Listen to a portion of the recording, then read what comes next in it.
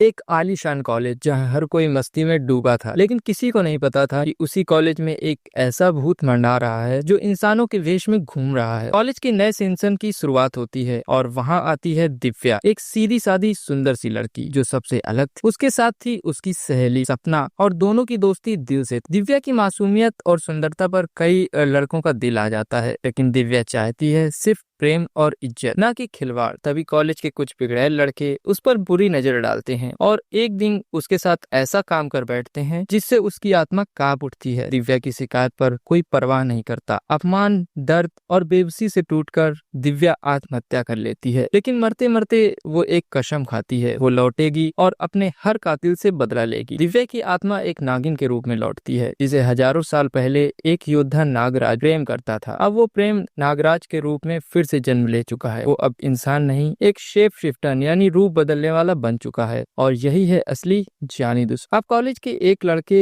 जो दिव्या की मौत के जिम्मेदार थे, रहस्यमय तरीके से मरने लगते हैं। कोई बाइक पर स्टंट करते जल कर राख हो जाता है, किसी की आंखों के सामने पूरा कमरा भूतिया हो जाता है, कोई हवा में उठकर दीवार से टकरा कर मर जाता है। पुलिस और कॉलेज प्रशासन हैरान है, ये हत्याएं कोई इंसान नहीं कर सकता। सपना समझती है कि ये सब दिव्या की आत्मा कर रही है, लेकिन उसके पास कोई सबूत नहीं होता। दूसरी तरफ कॉलेज में एक रहस्यमय लड़का आता है, कपिल। शांत, गंभीर, लेकिन उसकी आंखों में कुछ अजीब सी चमक होती है। कोई नहीं जानता कि वो इंसान है या कुछ और। कहानी का असली मोड़ तब आता है जब सपना को भी खतरा महसूस होता है। उसे पता चलता है कि कपिल ही असल में दिव्या का पुनर्जन्म प्रेमी है, यानी नागराज है, जो अब एक एक करके दिव्या की मौत का बदला ले रहा है। लेकिन उसके बदले की आग में अब मासूम लोग भी जलने लगे हैं। अंत में सपना एक तांत्रिक से मिलती है जो उसे बताता है कि कपिल को सिर्फ दिव्या की आत्मा ही रोक सकती है। सपना दिव्या की आत्मा को बुलाती है और उसे समझाती है कि बदला लेकर वो उसे नहीं लौटा सकता। आखिरकार दिव्या की आत्मा रोती है, कपिल की आंखों में भी आंसू आ जाते हैं और वो खुद को खत्म कर देता है। आखिरी दृश्य में दिव्या और कपिल की आत्माएं एक साथ स्वर्ग की ओर जाती हैं, शांत सुकून में।